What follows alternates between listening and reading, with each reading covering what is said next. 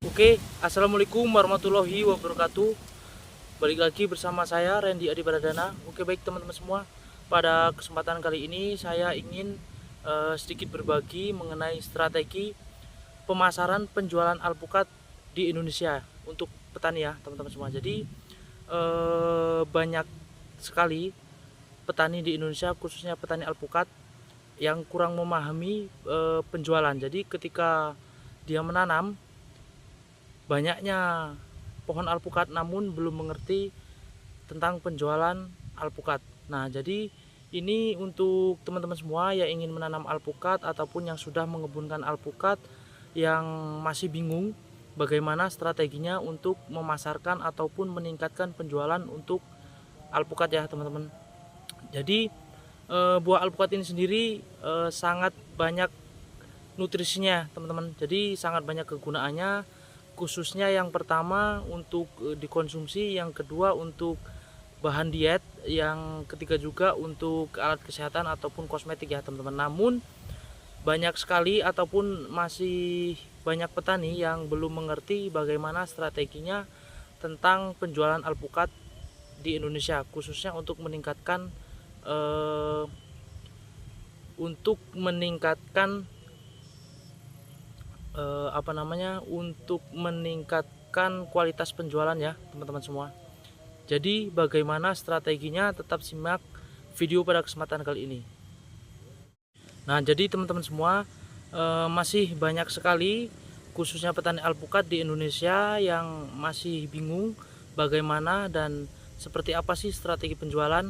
Nah, untuk saat ini yang masih sering berlaku dan yang masih banyak dipakai untuk petani alpukat itu biasanya ketika dia mengebunkan dan ketika dia sudah panen untuk kebun alpukatnya, yang sering dilakukan untuk petani alpukat itu biasanya menjual kepada tengkulak ataupun pengepul buah ya teman-teman. Jadi karena solusi yang paling mudah digunakan dan yang paling cepat itu menjual pada tengkulak ataupun pengepul buah.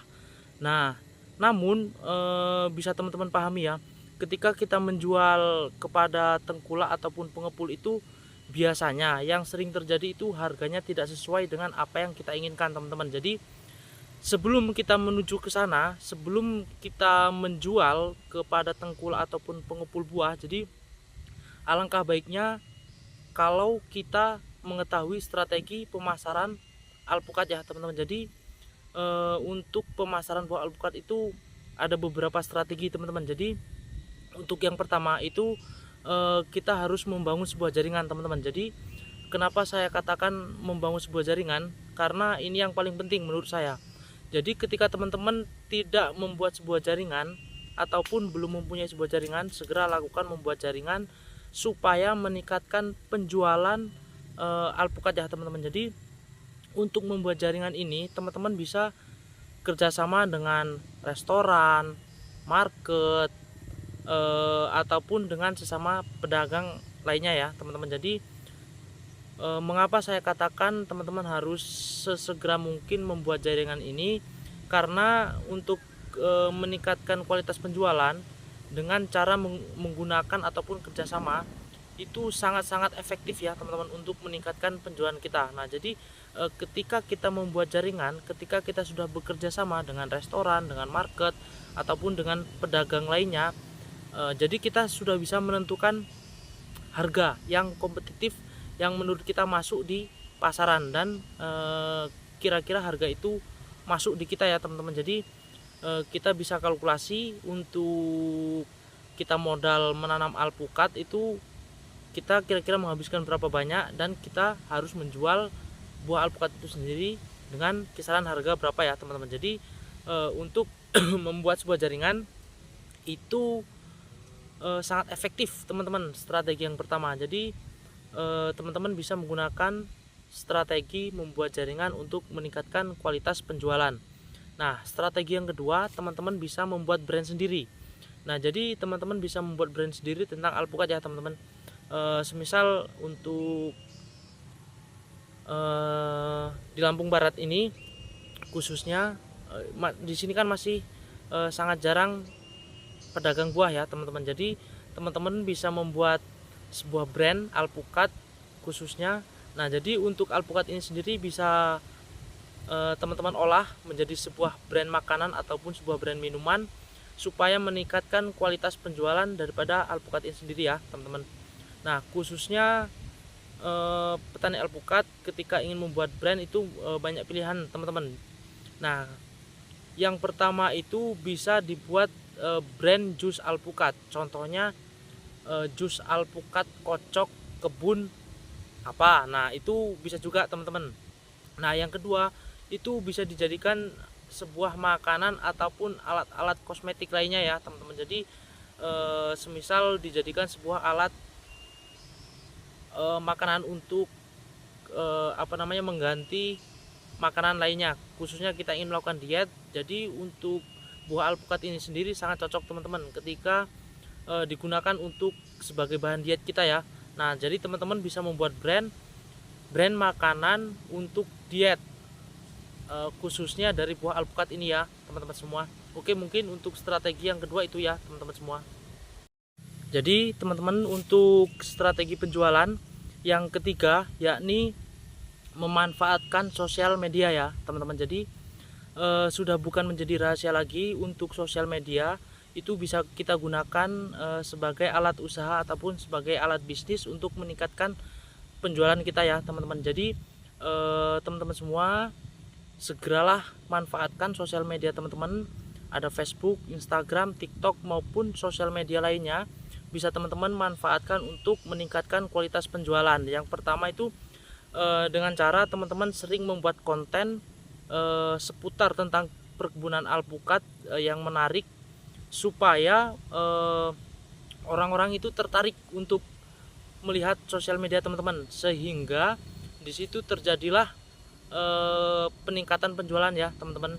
Jadi kita harus bisa memanfaatkan sosial media kita untuk meningkatkan kualitas penjualan. Nah, dari sosial media itulah kita upload produk-produk alpukat kita bisa menjual buah alpukat itu sendiri, kita bisa membuat brand dengan alpukat itu sendiri, kita jual di sosial media yang kita punya teman-teman. Jadi strategi yang ketiga itu bukan rahasia lagi. Jadi teman-teman bisa memanfaatkan sosial media, namun untuk cara penggunaan sosial media itu sendiri teman-teman harus memahami ya teman-teman. Jadi ketika teman-teman ingin menjual produk alpukat ataupun ingin menjual buah alpukat di sosial media, jadi diusahakan untuk sosial media itu jangan sampai tercampur dengan produk-produk lainnya teman-teman. Jadi ketika teman-teman sering mengupload khususnya pertanian di bidang alpukat, maka teman-teman usahakan terus-menerus konsisten untuk mengupload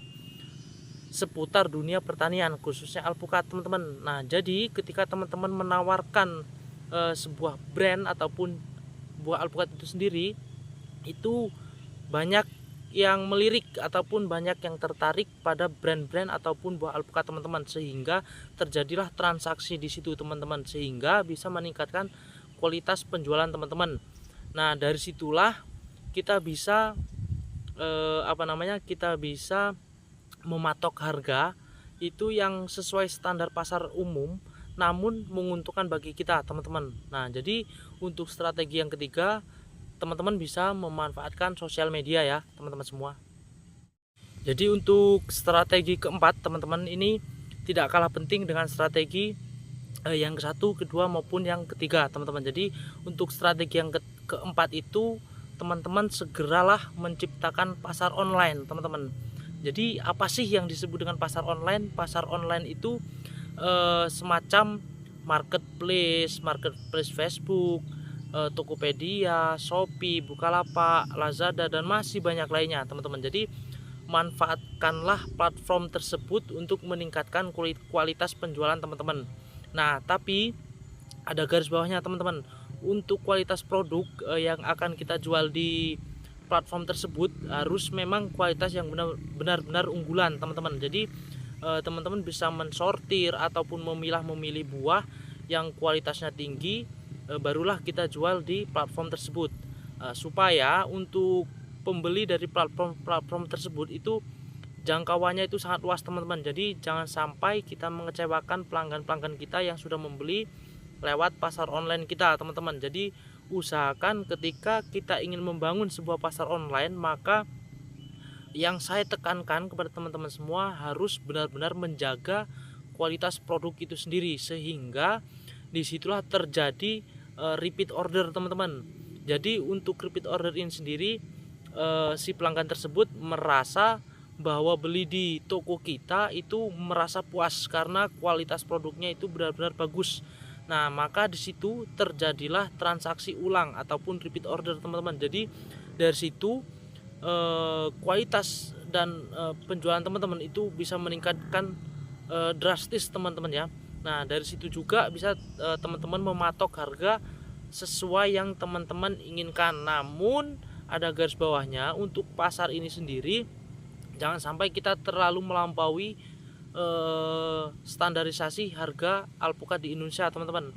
Kalau kita menjual dengan harga yang tidak masuk akal, maka kita tidak akan mendapatkan orderan teman-teman, walaupun kualitas buah kita itu sudah baik menurut kita ya teman-teman, karena standarisasi harga alpukat di Indonesia itu menjadi patokan kita ketika kita ingin menjual buah ataupun brand kita di pasar online ya teman-teman. Jadi mungkin 4 strategi itu bisa membantu teman-teman untuk meningkatkan penjualan alpukat sehingga mendapatkan income yang lebih banyak ya teman-teman. Oke, mungkin itu saja yang bisa saya bagikan pada kesempatan kali ini. Jika video ini bermanfaat untuk teman-teman semua, jangan lupa like, komen, dan subscribe ya teman-teman. Jangan lupa dibagikan juga supaya kawan-kawan lainnya yang ingin mencoba dunia pertanian, khususnya dunia alpukat, jadi teman-teman lainnya itu bisa melihat video saya tentang seputar alpukat ya teman-teman, khususnya di strategi penjualan alpukat. Nah oke teman-teman, mungkin cukup sekian yang bisa saya bagikan pada kesempatan kali ini. Salam lestari, tetap lestarikan bumi Ibu Pertiwi. Terima kasih teman-teman semua.